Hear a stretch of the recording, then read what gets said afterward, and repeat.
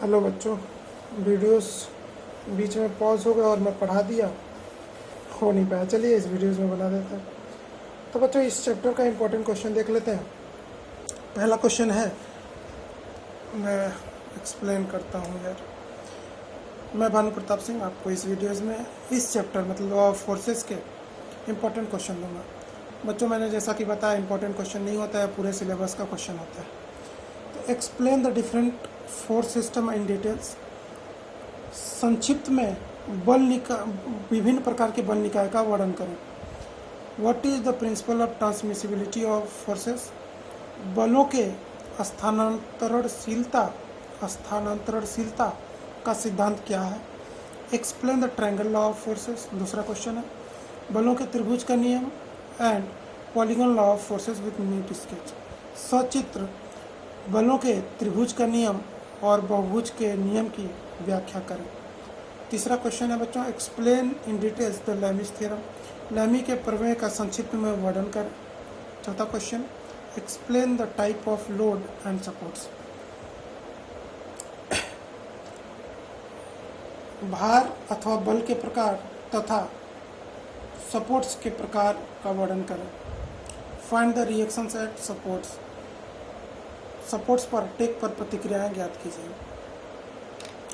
Supports, ठीक है, support या सपोर्ट्स कर सकते हैं, सपोर्ट्स क्योंकि more than one are there supports.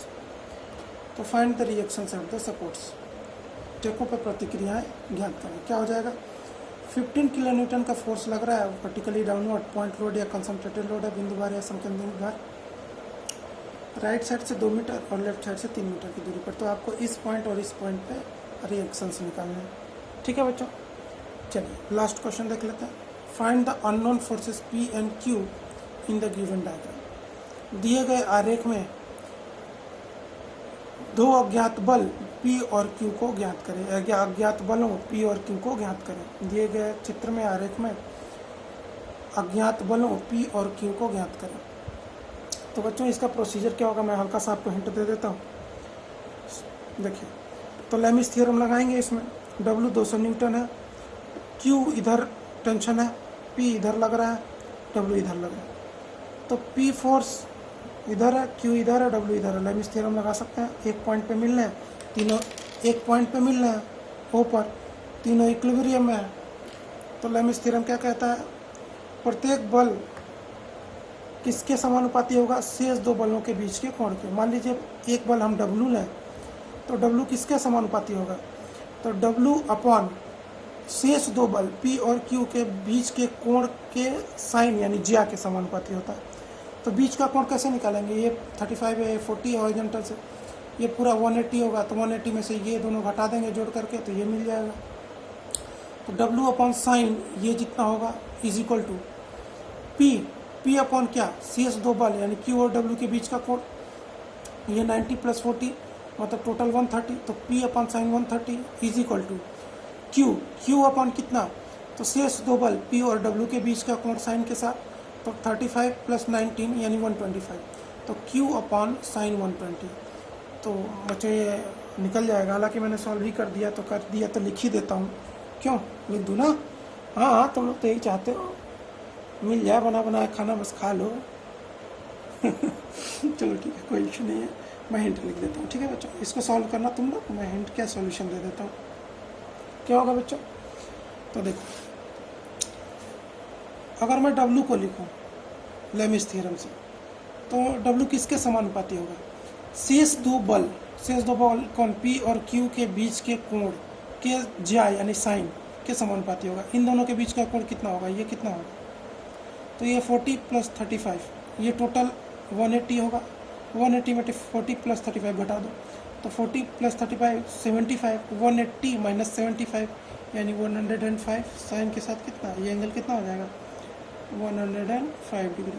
तो साइन के साथ कितना 105, ये किसके इक्वल होगा, ये इक्वल होगा बच्चों, अब P को लेते हैं। तो P अगर लें तो शेष दो बल कौन है, Q और W के बीच का कोण, यानी ये टोटल एंगल, पेन चेंज कर देता हूँ मार्कर, ये टोटल एंगल कितना होगा बच्चों, ये पूरा कितना होगा 40 और ये प्लस ये 90।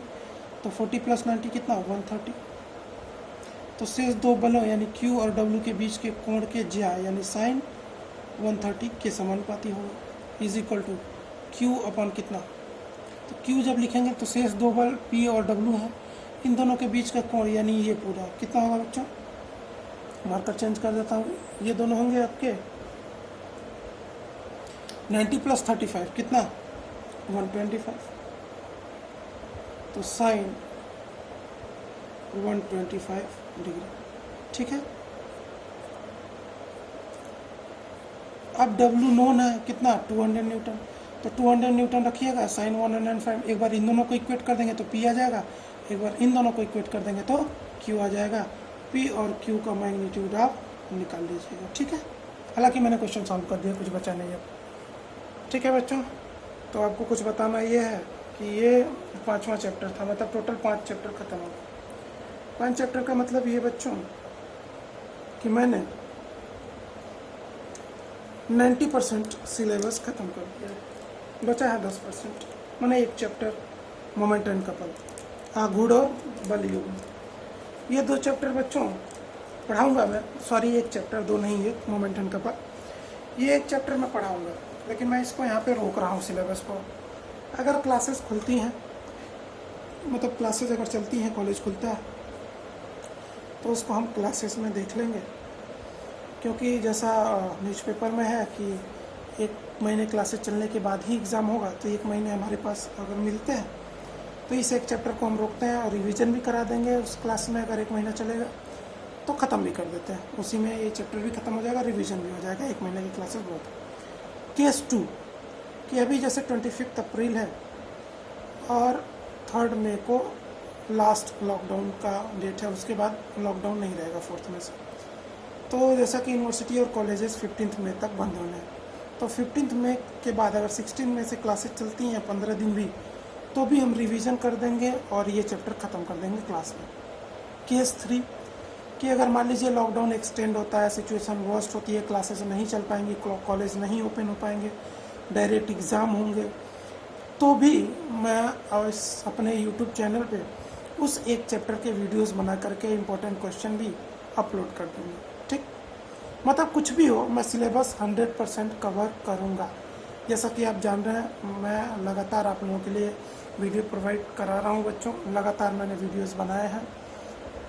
यकीन नहीं मानोगे, आज मैंने पूरा यूनिट 2 का वीडियोस एक ही दिन में बनाया है, 8 या 9 या 10 जो भी वीडियोस हैं वो मैंने आज खुद ही बनाया है। तो हम लोग अगर इतना मेहनत कर रहे हैं, मैं अगर इतना मेहनत कर रहा हूँ बच्चों, तो आपका भी कुछ फ़र्ज़ बनता है कि आप कम से कम दिन में 3 से 4 घंटा पढ़ाई करें, और 3 से 4 घंटा पढ़ाई करने के बाद आप क्या करेंगे, जो भी आपका एंटरटेनमेंट है, कम से कम एकेडमिक के लिए 4 घंटा तो पढ़िए ही। ठीक है, चलिए कोई इशू नहीं है, देखते हैं क्या होता है, सिचुएशन क्या कहती है। फ़िलहाल इस सिलेबस को मैं यहाँ पे रोक रहा हूँ, जैसी सिचुएशन होगी उसके अकॉर्डिंग मैं बना करके अपलोड कर लूँगा।